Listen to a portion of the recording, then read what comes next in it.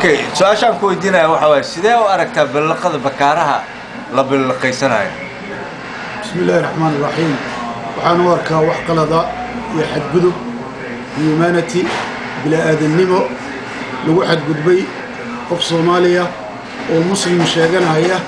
waxa ka xaraama qofka naftiisa maalkiisa cirdigiisa ka xaraana arintaasna waa xadgudub aad u weyn sidee u aragtaa dagaalada ka dhacay gobolka Hiiraan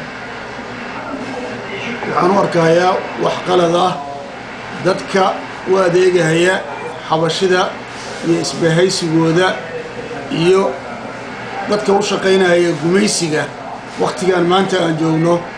oo 2008 waa waqti adduunyada dhan ay madax bannaan tahay dad ku fakaraya gumaysi inuu hoos joogana aysan jirin marka waxaan filayaa